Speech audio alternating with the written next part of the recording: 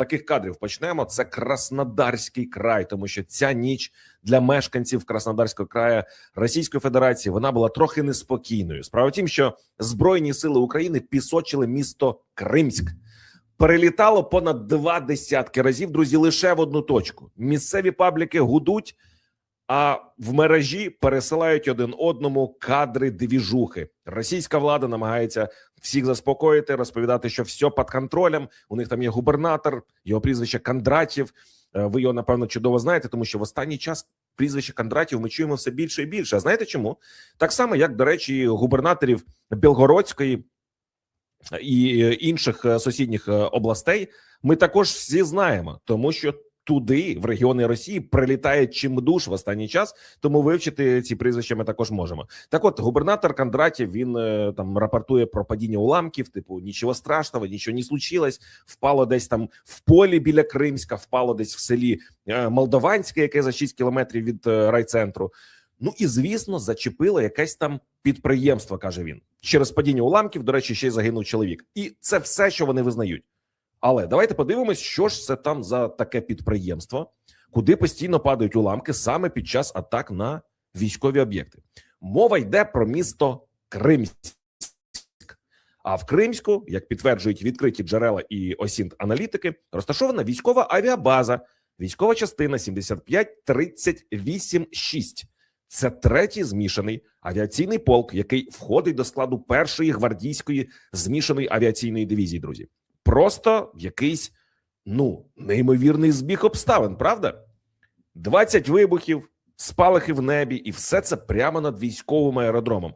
Офіційного підтвердження ураження саме авіабази на момент запису цього відео немає, але ви самі все розумієте. Якщо вночі гучно, а зранку мовчання, значить дрони прилетіли саме туди, куди планували.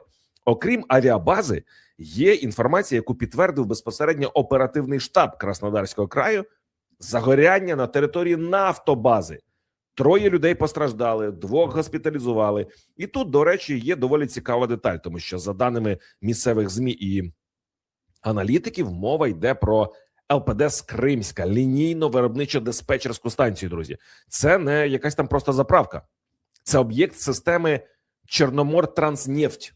Він качає нафту по магістральних трубопроводах до порту Новоросійськ і на Ільський і Афіпський НПЗ. Пожежу там гасили 80 рятувальників і майже 30 одиниць техніки. Тобто ми знову б'ємо по логістиці, по енергетиці ворога, і це прекрасно. Але якщо ви думаєте, що ми обмежилися лише одним Краснодарським краєм цієї ночі, ви дуже помиляєтесь, друзі.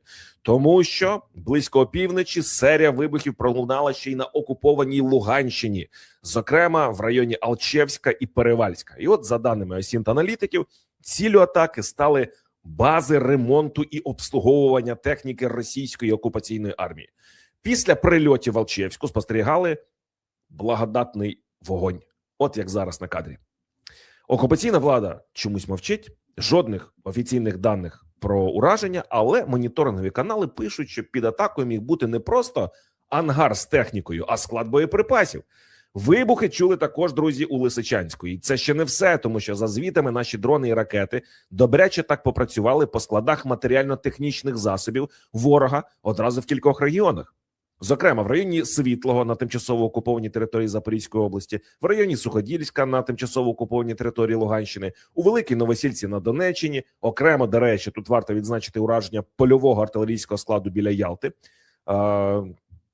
Це, звісно, не курорт, тимчасово окупована територія Донеччини, але, повірте, спекотно там було не менш, ніж в Ялті влітку.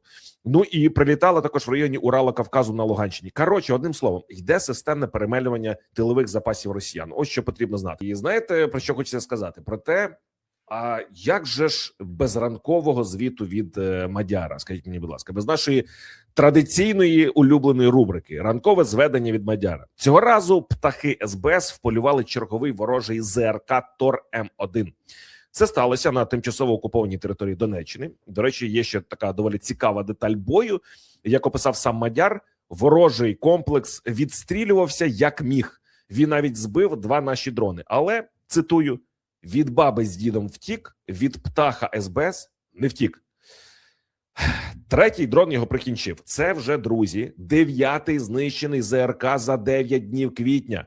статистика просто фантастична. Небо над позиціями ворога стає справді прозорішим, і це відкриває дорогу для подальшої роботи нашої мідл-страйк авіації ворожих дронів.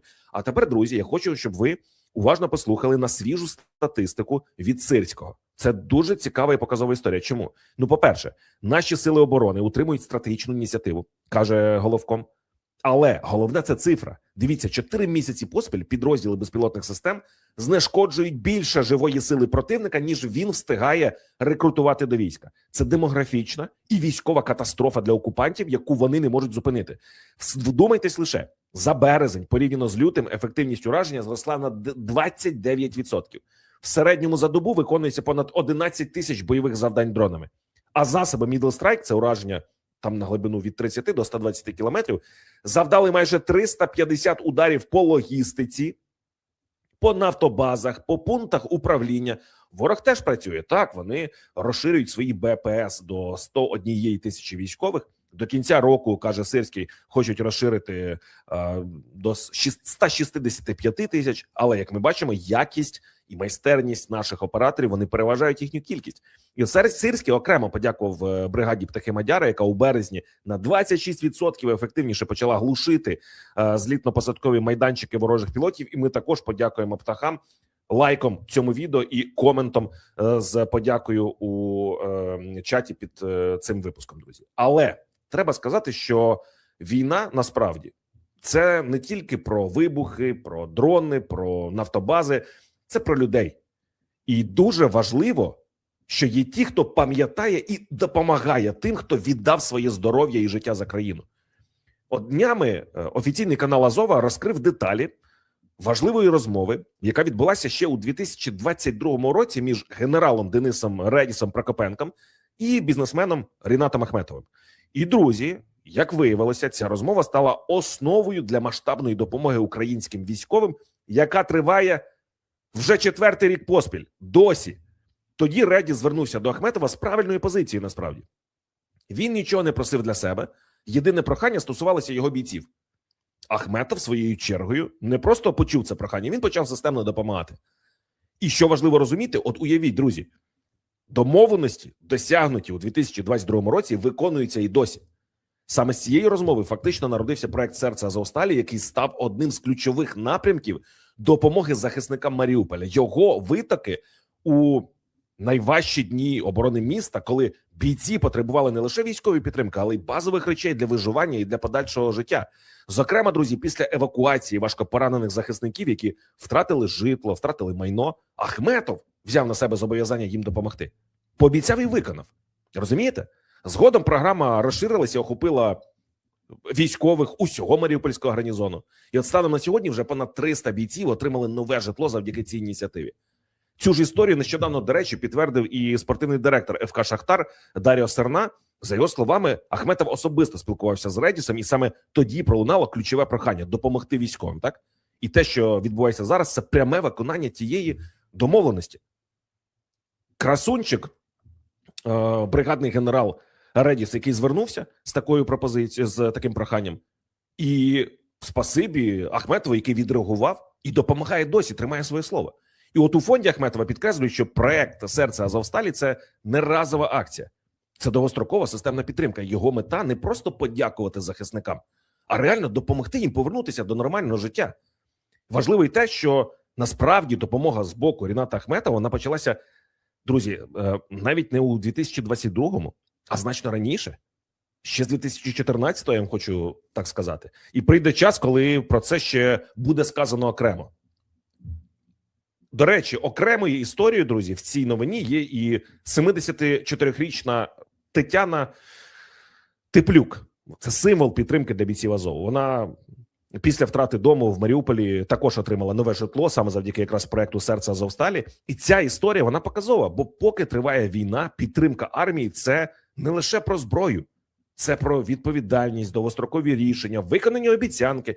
І в цьому випадку йдеться якраз про системну роль Ахметова, який не просто долучився, а взяв на себе зобов'язання і продовжує його виконувати роками. Тому, якщо ми з вами зараз будемо підсумовувати всю цю історію, Росія продовжує отримувати двіжуху по всьому периметру, від Кримська до Алчевська, сили безпілотних систем методично розбирають ворожу ППО, склади, нафтову інфраструктуру, роблячи тил ворога не просто вразливим, вже ніяким. Головком підтверджує статистику і те, що ми бачимо на відео з фронту, темпи знищення окупантів перевищують темпи їхнього поповнення. Так, війна важка, ворог сильний і теж розвивається, але ініціатива за нами. І найголовніше, про що каже Сирський, ми перехопили стратегічну ініціативу, друзі. А це багато чого коштує.